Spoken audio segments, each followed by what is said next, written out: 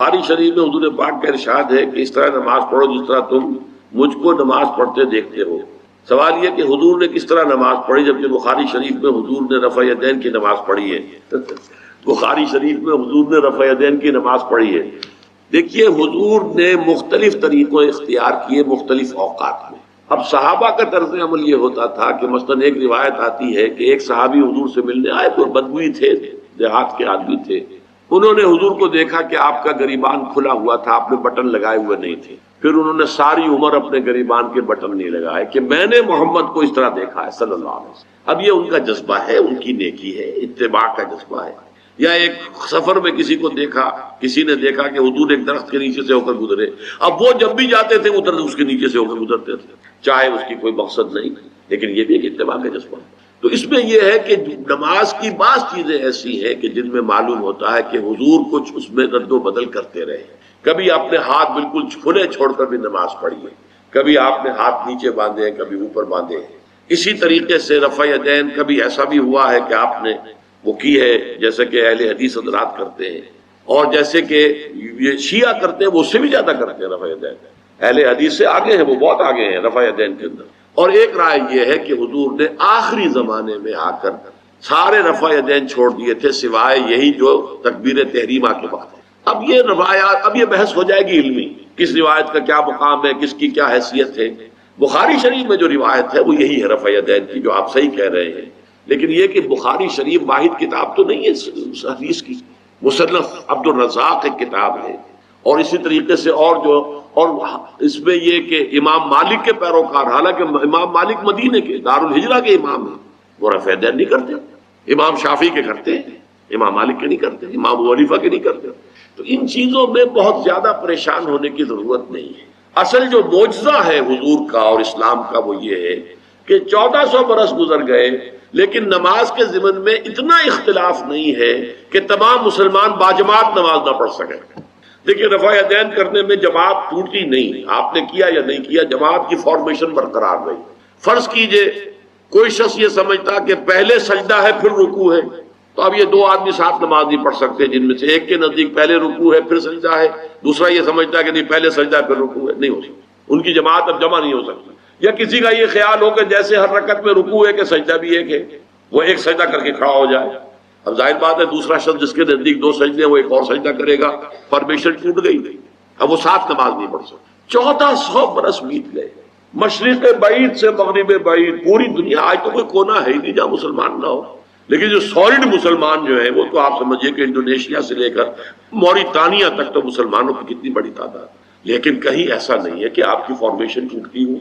کوئی ایسا مسلک نہیں ہے جس میں یہ خیال ہو کہ مغرب کی رکعت میں 2 ہیں جیسے فجر کی ہے، نہیں، کوئی 3 رکعتیں ہیں۔ کوئی ایسا مسلک نہیں جس میں یہ معلوم ہو کہ فجر کی رکعتیں 3 ہیں 2 نہیں ہے، کوئی نہیں۔ عصر کی 2 ہیں یا 4 6 ہیں، نہیں۔ وہی رکعتیں، وہی رکعت کی ترتیب، پہلے کھڑے ہونا ہے پھر رکوع ہے پھر کھڑے ہونا پھر سجدے میں جانا پھر بیٹھنا ہے پھر سجدہ پھر کھڑے ہونا، فارمیشن نہیں ٹوٹتی۔ شیعہ ہو، سنی ہو، اور اس میں حنفی ہو، مالکی ہو، شافعی ہو، حنبلی ہو، زیدی ہو، ظاہریہ ہو، کوئی بھی ہو، کسے باشد تمام مسلمان مل کر جماعت سے نماز ادا کریں گے اور ان کی جماعت ٹوٹتی نہیں۔ یہ ہے جس کو ہمیں سمجھنا چاہیے۔ یہ کیوں ہے؟ صلو کما رأیتمونی اصلی، کہ حضور کی کو جس طرح دیکھا صحابہ نے نماز پڑھتے ہوئے ویسے نماز پڑھ رہے ہیں، صحابہ نے ویسے نماز پڑھی، پھر آپ کے بعد تابعین نے اسی طریقے سے نماز پڑھی، پھر اس کے بعد تبع تابعین نے پڑھی، نسل بعد نسل منتقل ہو رہا ہے۔ باقی تھوڑا تھوڑا اختلاف اگر ہے تو اس کے لیے زیادہ پریشان نہیں ہونا چاہیے۔ معزز حاضرین اور محترم خواتین، السلام علیکم ورحمۃ اللہ وبرکاتہ۔ آپ کے علم میں اس سے پہلے بھی آ چکا ہوگا اور ابھی بھی آپ کو یاد دہانی کرا دی گئی ہے کہ میری گفتگو کا موضوع ہے اللہ تعالیٰ کا انسانوں سے واحد مطالبہ۔ آپ حضرات میں سے بہت سے لوگ حیران بھی ہوئے ہوں گے کہ واحد مطالبہ کیا معنی؟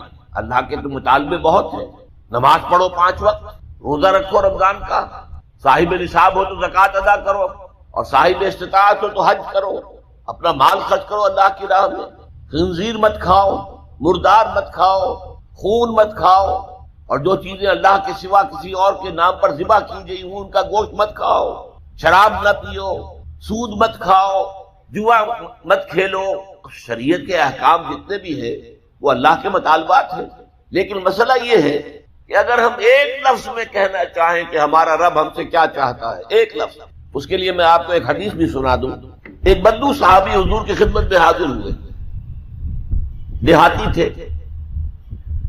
انہوں نے عرض کیا کہ اے اللہ کے رسول، میں زیادہ باتیں نہ سمجھ سکتا ہوں نہ یاد رکھ سکتا ہوں، مجھے تو بس کوئی ایک بات ایسی بتا دو کہ میں اس کو مضبوطی سے تھام لوں اور میری نجات ہو جائے۔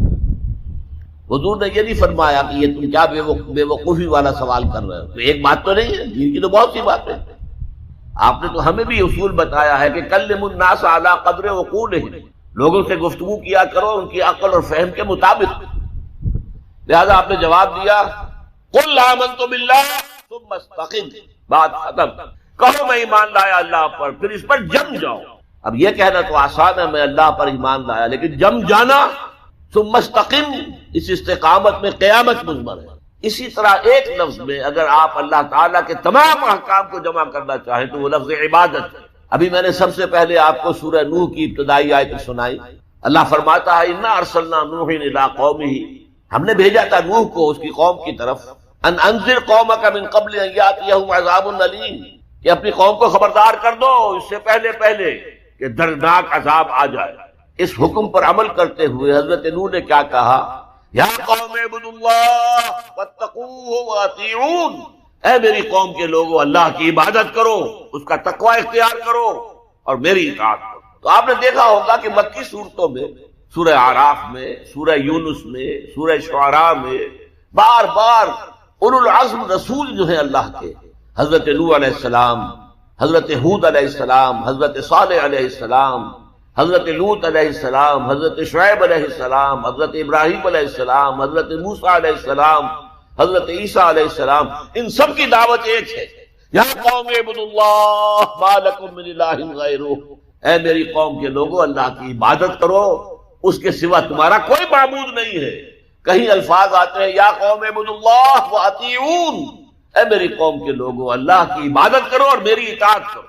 تو ایک لفظ اگر ہے تو عبادت، اسی لیے میں نے آپ کو تیسری آیت سنائی سورہ زاریات کی، وما خلقت الجن والانس الا لیعبدون، میں نے جنوں اور انسانوں کو نہیں پیدا کیا مگر صرف اس لیے کہ میری عبادت کرے۔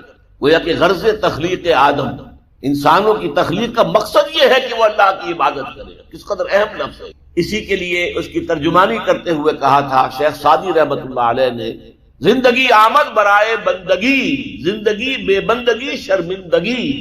یہ میں آپ کو بتاؤں گا کہ عبادت کا سب سے بڑا حصہ جو ہے بندگی ہے، غلامی ہے، اطاعت ہے۔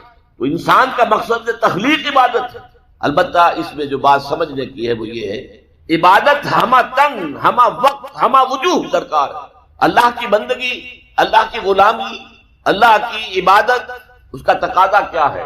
ہر وقت، ہر آن، ہر لحظہ، ہر معاملے میں اللہ کا حکم مانا۔ اس لیے کہ عبد کہتے تھے غلام کو۔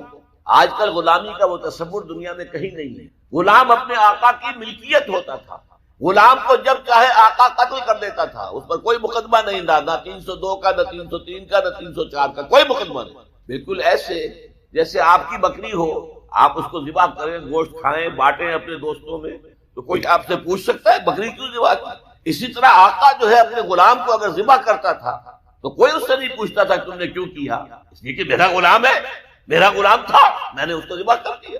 اچھا، آج ہمارے ذہن میں سب سے بڑا نقشہ آتا ہے ملازم کا۔ یہ ملازم جو ہے، جس نے ملازم رکھا ہے، امپلائر اور امپلائی ریلیشن شپ کیا ہے، زیادہ سے زیادہ وہی ہمارے سامنے آتا ہے۔ لیکن اس میں آپ نوٹ کریں گے کہ ملازم ہمہ وقت نہیں ہوتا، اس کی ملازمت کا وقت مقرر ہے۔ پہرہ دار ہے، 12 گھنٹے پہرہ دے گا رات کو، اس کے بعد جا کے سوئے گا۔ اگر وہ کھانا پکانے والا ہے، کھانا پکائے گا، کوئی اور کام آپ نہیں کہہ سکتے۔ آپ کہیں جا کے میرا ٹوائلٹ صاف کراؤ، وہ صاف کہہ دے گا، جناب میں آپ کا خانسامہ ہوں، میں آپ کا کھانا پکانے کے لیے ملازم ہوا ہوں، ٹوائلٹ صاف کرنے کے لیے تو نہیں ہوا۔ یہ ملازم جو ہے یہ ہمہ وقت نہیں ہے، یہ ہمہ جہت نہیں ہے، ہمہ تن نہیں ہے۔ لیکن غلام جو ہوتا تھا، غلام کسی وقت بھی کار نہیں کر سکتا۔ رات کو 12-1 بجے آقا حکم دے وہ اس کو پورا کرنا ہوگا، جو حکم دے پورا کرنا ہوگا۔ لہذا اس غلامی کا تصور کیجئے۔ عبد سے بنا عبادت، جیسے بندہ، فارسی میں عبد کا لفظ کیا ہے؟ بندہ۔ بندہ و آقا، تمیز بندہ و آقا فساد آدمیت ہے، لیکن وہ بندہ جو ہے جس سے بندگی بنا ہے، تو میں نے ابھی آپ کو شعر سنا دیا، زندگی آمد برائے بندگی، زندگی بے بندگی شرمندگی، تمہیں تو پیدا ہی کیا گیا اس لیے کہ ہماری عبادت کرو، تمہارا مقصد تخلیق یہ ہے کہ ہماری عبادت کرو، تو یہ عبادت ہے ہمہ تن، ہمہ وقت، ہمہ وجوہ، اللہ کی اطاعت، اللہ کی غلامی، اللہ کی بندگی۔ بدقسمتی سے ہمارے ہاں تصور، ہمارا جب زوال شروع ہوا ہے تو یہ کوئی 2-4 صدی کی بات نہیں ہے، 1000 سال سے ہمارا زوال زوال زوال زوال زوال چلا آ رہا۔ اس زوال میں ہمارے مفہوم بدل گئے، ہمارے معنی بدل گئے، الفاظ کے اصطلاحات کا مفہوم تبدیل ہو گیا ہے۔ اب ہم کیا سمجھتے ہیں عبادت ہے نماز روزہ حج اور زکوٰۃ، بس یہ عبادت ہے، اور عبادت کسے کہتے ہیں؟ بہت غلط بات ہے۔ سوچئے اگر عبادت یہی ہے نماز روزہ، تو کیا ہم 24 گھنٹے نماز پڑھتے ہیں؟ اللہ نے کہا میں نے پیدا ہی کیا عبادت کے لیے، تو کیا 24 گھنٹے روزہ رکھتے ہیں؟ کیا 12 مہینے روزہ رکھتے ہیں؟ کیا ہر وقت 24 گھنٹے نماز پڑھتے ہیں؟ نہیں، یہ نماز روزہ زکوٰۃ حج یہ عبادات تو ہیں، وہ اصل عبادت ہے بندگی، اطاعت، غلامی، جو ہمہ وقت ہے، ہول ٹائم، ہمہ جہد، ہمہ وجوہ، اللہ کی اطاعت۔ البتہ اس میں ایک چیز کا اضافہ کیا، اطاعت مجبوراً بھی ہوتی ہے۔ آج سے 60 سال پہلے انگریز حکمران تھا ہم پر، ہمیں اس کی اطاعت کرنی پڑتی تھی، لیکن ہمیں انگریز سے محبت تو نہیں تھی نا۔ اسی طرح بنی اسرائیل غلام تھے آل فرعون کے، حکم تو مانتے تھے، بیگار میں پکڑے جاتے تھے، کام کرتے تھے، جانے بھی دیتے تھے، لیکن وہ فرعون سے محبت تو نہیں کرتے تھے نا۔ لہذا عبادت جب اللہ کی ہوگی وہ صرف اطاعت نہیں ہوگی بلکہ محبت کے ساتھ اطاعت کی جائے، ہمہ وقت، ہمہ تن، ہمہ وجوہ، لیکن انتہائی درجے میں اللہ سے محبت کے ساتھ۔ یہی وجہ ہے کہ 2 بڑی عظیم شخصیتیں امام ابن تیمیہ اور حافظ ابن قیم رحمۃ اللہ علیہما، ان دونوں نے جو ڈیفینیشن کی ہے، ہاؤ ٹو ڈیفائن عبادت، عبادت ہے کیا، تو حافظ ابن قیم کہتے ہیں العبادت تجمع اصلین، 2 چیزوں کو جمع کرنے سے عبادت بنتی، غایت الحب وغایت الذل والخضوع، حد درجے میں اللہ سے محبت کرنا اور حد درجے میں اس کے سامنے جھک جانا، بچ جانا، جو فرمان ہو حاضر۔ البتہ یہ ہے عبادت کا چونکہ جسم ہے وہ ہے اطاعت، جیسے میرا یہ جسم ہے 2.5 من کا وزن ہے، اس کی اصل حقیقت وہ جان ہے، وہ جان نہ ہو تو جلد از جلد نہلا کے دھلا کے کفن پہنا کے قبر میں اتار دیں گے کہ کہیں خواہ جسم جو ہے گل سڑ نہ جائے۔ اصل سے جان ہے، جان تو نظر نہیں آتی، نظر تو جسم آتا ہے، لہذا اطاعت کا جو جسم ہے وہ ہے عبادت کا جسم ہے اطاعت، وہ نظر آتا ہے۔ اللہ کا حکم ہے نماز پڑھو، نماز پڑھتے نظر آتا ہے کہ نہیں؟ اللہ کا حکم ہے روزہ رکھو، ہم نے روزہ رکھا تو سامنے معلوم ہو گیا کہ نہیں روزہ رکھا۔ اللہ کا حکم ہے زکوٰۃ دو، تو ہم زکوٰۃ دیتے ہیں تو لوگوں کو پتہ چلتا ہے کہ ہم نے زکوٰۃ دی۔ اللہ کا حکم ہے کہ اگر صاحب استطاعت ہو تو حج کرو، تو جب ہم حج کرتے ہیں لوگوں کو نظر آتا ہے کہ ہم حج کرو، لیکن یہ عبادت تب بنے جبکہ اس میں حد درجے کی محبت شامل ہو۔ الا لا ایمان لمن لا محبت له، الا لا ایمان لمن لا محبت له، الا لا ایمان لمن لا محبت له۔ یہ محبت نہیں ہے، اس کا کوئی ایمان۔ محبت اللہ کی نمبر 1 اور محبت اس کے رسول کی نمبر 2، محبتیں ہوں تو ایمان ہے، ورنہ قرآن میں فرمایا گیا والذین آمنوا اشد حبا للہ، اشد حبا للہ۔ اشد کا لفظ آپ جانتے ہیں شدید ترین، جو واقعی صاحب ایمان ہیں وہ شدید ترین محبت کرتے ہیں اللہ کے ساتھ، اور رسول نے اپنے بارے میں فرما دیا بہت خوب، لا یؤمن احدکم حتی اکون احب الیہ من والدہ وولدہ والناس اجمعین، تم میں سے کوئی شخص مومن نہیں ہو سکتا جب تک کہ میں اسے اس کے باپ سے، اس کے بیٹے سے اور تمام انسانوں سے زیادہ محبوب نہ ہو جاؤں۔ یہ محبت نظر تو نہیں آتی، نظر آئے گی اطاعت، کہ آپ نے اللہ کا حکم مانا، رسول کا حکم مانا، لیکن یہ اطاعت عبادت تب بنے گی جبکہ اللہ کی محبت کے جذبشار ہو کر اللہ کی اطاعت کی۔ چنانچہ قرآن میں اس کی بڑی عمدہ مثال ہے، جب حضرت موسیٰ علیہ السلام پہلی مرتبہ فرعون کے دربار میں، تو فرعون نے مذاق اڑایا کہ یہ آیا ہے یہ موسیٰ اور یہ ہارون اس کا بھائی، اور یہ ہم پر حکم چلانا چاہتے ہیں، وَقَوْمُهُمَا لَنَا عَابِدُونَ، حالانکہ ان کی قوم تو ہماری عابد قوم ہے، غلام قوم۔ اب یہاں عبادت کی کیا معنی ہے؟ بنی اسرائیل اس سے نہیں، وہ بادشاہ کی پرستش نہیں کرتے تھے لیکن بادشاہ کی اطاعت کرنے پر مجبور تھے، اطاعت کرتے تھے۔ اس کو اس نے کہا وَقَوْمُهُمَا لَنَا عَابِدُونَ، ان کی قوم جو ہے وہ تو ہماری عابد ہے، عبادت گزار ہے، ہماری غلام ہے، ہماری اطاعت شعار ہے، ان کو کیا حق پہنچتا ہے ہماری بلی ہمیں کو میں آؤں۔ اچھا کوئی کہہ دے کہ فرعون کا لفظ ہے، آپ اسے طور پر لے آئے، اللہ کا لفظ تو نہیں ہے۔ ایک دوسری ملاقات میں حضرت موسیٰ علیہ السلام نے جب دعوت پہ تو فرعون نے طنز الم نربک فینا ولیدا، اے فرعون، اے موسیٰ تم وہی نہیں ہو جسے ہم نے اپنے گھر میں پالا پوسا تھا؟ اللہ تعالیٰ کے حکم سے حضرت موسیٰ کو تو ایک صندوق میں بند کر کے دریائے نیل میں ڈال دیا تھا ان کی والدہ نے۔ وہ محل کے پاس سے گزر رہا تھا کہ وہاں کچھ عورتیں دریا پر آئی ہوئی تھی نہانے وغیرہ کے، انہوں نے وہ تابوت جو تھا اس کو پکڑ لیا اور اتنے خوبصورت، یہ فوراً سمجھ میں آ گیا تھا یہ کوئی اسرائیلی ہے، اور اسرائیلی بچوں کے بارے میں حکم تھا کہ فوراً قتل کر دو اگر لڑکا ہو، لڑکی ہو تو۔ لیکن یہاں حضرت آسیہ تھی، فرعون کی مسلمان بنی اسرائیل نے کہا فرعون سے لا تخلو، مت کر، قرۃ عین لی ولک، دیکھو ہمارے ہاں اولاد نہیں تو میرے اور تمہارے لیے آنکھوں کی ٹھنڈک بن جائے گا، دیکھو کتنا خوب۔ لہذا اللہ تعالیٰ نے ایک جگہ سورہ طٰہٰ میں احسان کیا حضرت موسیٰ پر، وَأَلْقَيْتُ عَلَيْكَ مَحَبَّةً مِّنِّي، میں نے اے موسیٰ تم پر اپنی محبت کا پرتو ڈال دیا تھا، ایسی محبت خدا بندی، ایسا اس کا جذبہ ابھرا لوگوں کے اندر۔ موسیٰ کو محل میں پلے ہیں تو اس کے بعد فرعون کی اس وقت تک اولاد نہیں تھی، بعد میں اولاد ہو گئی، لیکن وہ جو بعد میں اولاد ہونے والا جو ہے پیدا ہونے والا شہزادہ، وہ حضرت موسیٰ کو اپنا بڑا بھائی سمجھتا۔ تو حضرت موسیٰ کو جب تانا دیا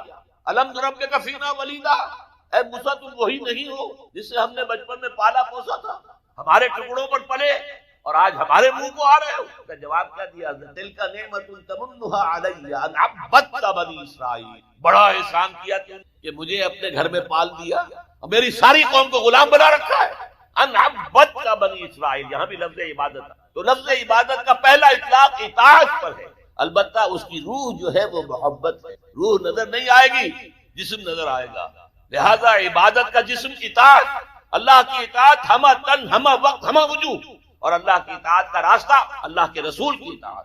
بمصطفیٰ برساں خیش را کے دی ہماؤں، اگر بہو نہ رسیدی تمام بول حبیث، اپنے آپ کو مصطفیٰ صلی اللہ علیہ وسلم کے قدموں میں پہنچا دو، اگر وہاں تک نہیں جاؤ گے تو یہ سب بولہبی ہے، پھر باقی ساری باتیں جو ہے اس کا اسلام سے کوئی تعلق۔